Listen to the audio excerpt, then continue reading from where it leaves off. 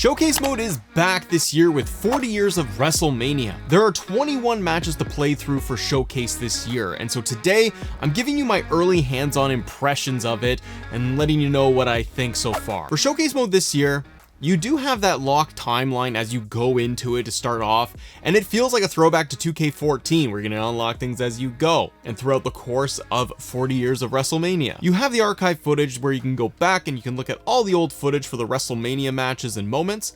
You have the difficulty adjustments just like we've had in the last few years as well. And remember, if you've played Showcase from 22, 23, you can play it on easy, normal, hard, legend, and it won't really impact your progress. Like previous showcases, they deliver archive footage and Corey Graves is narrating you through the showcase and highlights with the footage.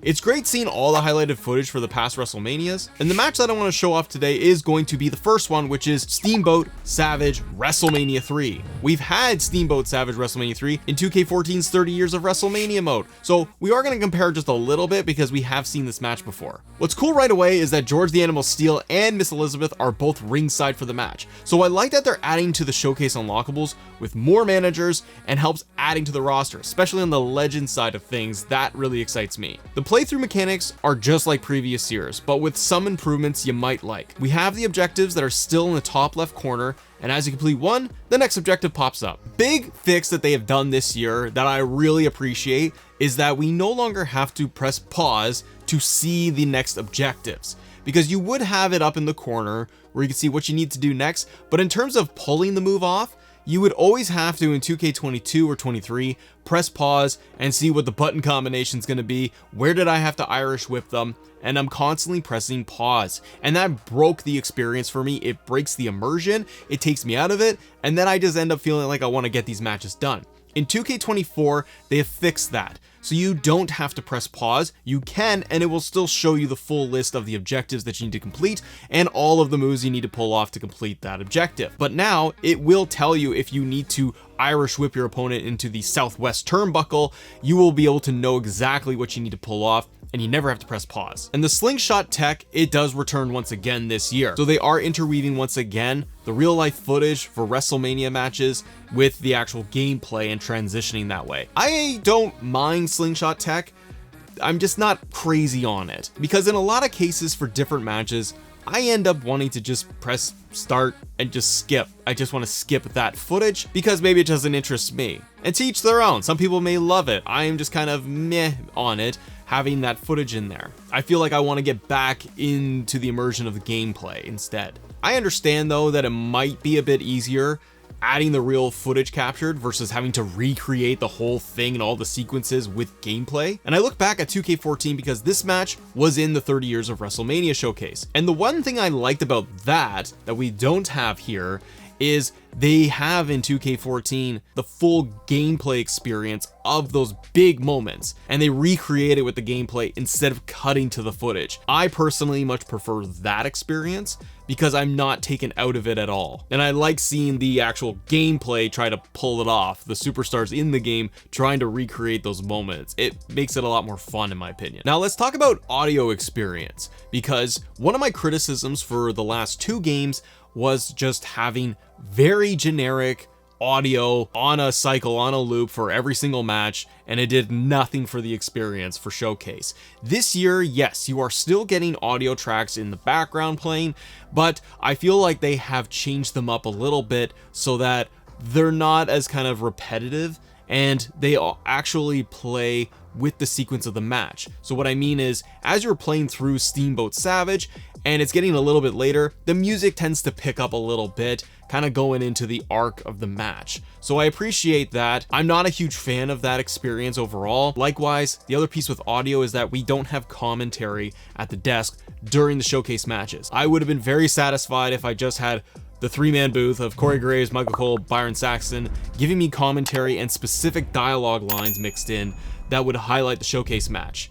That the importance of it, covering key moments, maybe trying to grab some of the original dialogue lines from commentary for the match itself. So trying to recreate it in that regard. Again, 2K14 had King and JR on commentary going through those key matches, even if they weren't actually there for it. And I do miss commentary in Showcase. So even if like next year they were able to put in regular commentary with some really good lines of dialogue peppered in, that would go a long way for me. And it would also just, again, help with immersion, because having just regular audio tracks, it kind of gets very quiet and you're just playing through the match at some point. But for gameplay and the pacing of the match, it's like any other 2K showcase, and it flows very well. The models do look good for Steamboat and Savage here, and I was happy with how all of it kind of turned out. No glitches, no bugs. I didn't have any crashing in my experience with this. It moved along at a good pace. You weren't overwhelmed with objectives you needed to complete, and you weren't underwhelmed either. It all moved at a good pace. The one issue I do have with Showcase, and it's been this way for a couple of years now, and especially for a 40 years of WrestleMania, I miss entrances. We don't have entrances here. It goes right into the gameplay of the match. You get the setup for the Corey Graves commentary, the introductory piece, which is great,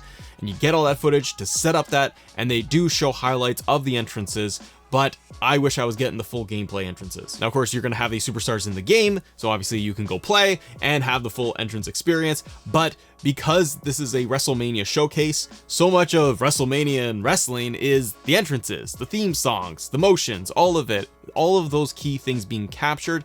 It adds to the experience. I wish that they would incorporate entrances back in, because for me, it's a little bit missed. One of the pluses each year with Showcase is going to be the unlockables. Based on the footage we've seen from the Rumble event and the most recent ones, there is a good variety of unlockables. You're getting more managers, you're getting more legends unlocked, and that is awesome. And if you look at the footage of the roster list, you can see other unlockables that are available for Showcase.